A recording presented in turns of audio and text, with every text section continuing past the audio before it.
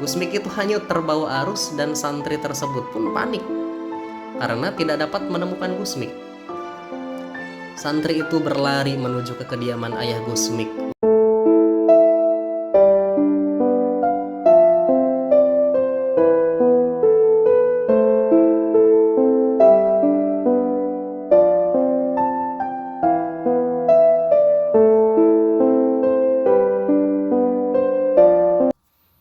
Gusmik adalah nama akrab dari Kiai Haji Hamim Tohari Jazuli yang lahir pada 17 Agustus tahun 1940 dan wafat pada tanggal 5 Juni 1993. Beliau merupakan putra dari pendiri Pondok Pesantren Al-Falah, Mojo Kediri, yakni Kiai Haji Jazuli Usman.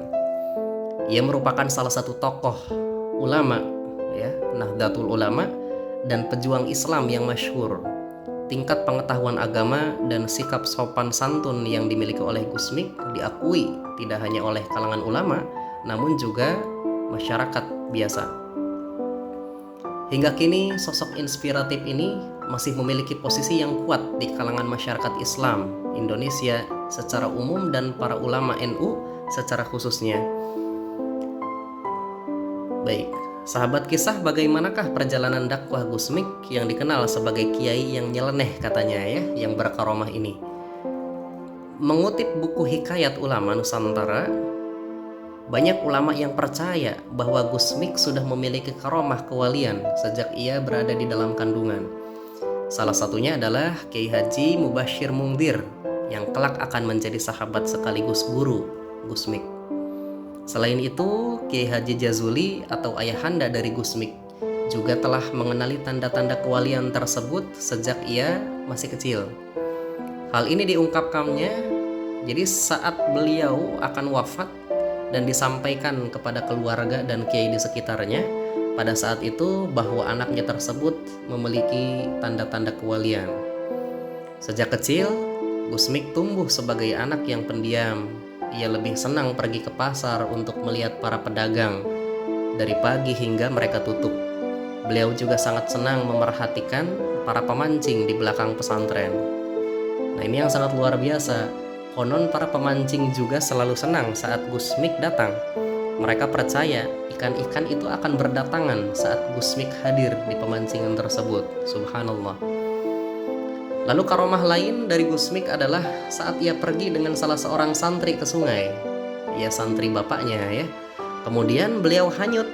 Gusmik itu hanyut terbawa arus dan santri tersebut pun panik karena tidak dapat menemukan Gusmik. Santri itu berlari menuju ke kediaman ayah Gusmik untuk melaporkan kejadian tersebut. Ketika mendengar kabar tersebut, Kiai Haji Jazuli langsung memerintahkan seluruh santrinya untuk mencari Gusmik. Lalu sesampainya di sungai, dicarilah dari mulai pertama Gusmik itu main sampai ujung sungai, semuanya mencari Gusmik.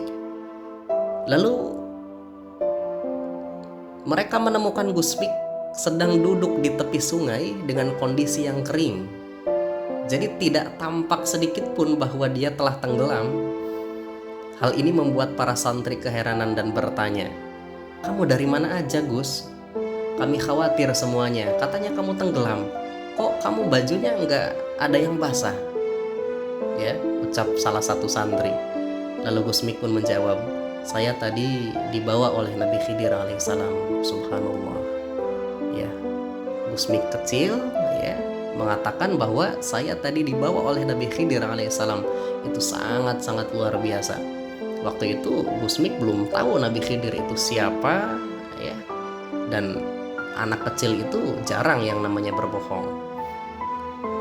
Jadi sejak saat itu karomah dari Gusmik semakin diyakini oleh banyak orang. Selain dikenal sebagai seorang ulama besar, Gusmik juga populer sebagai kiai yang nyeleneh.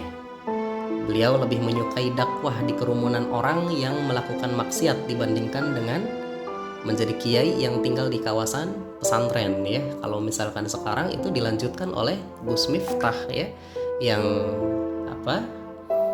syiar di lokalisasi. Hampir tiap malam beliau juga menyusuri jalan-jalan di Jawa Timur, keluar masuk klub malam. ya.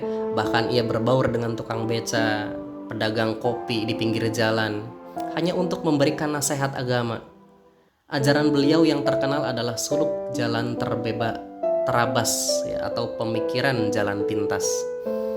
Hal nyeleneh lainnya yang terkenal dari seorang Gusmik adalah cara berpakaian beliau yang berbeda dengan lazimnya kiai pada saat itu.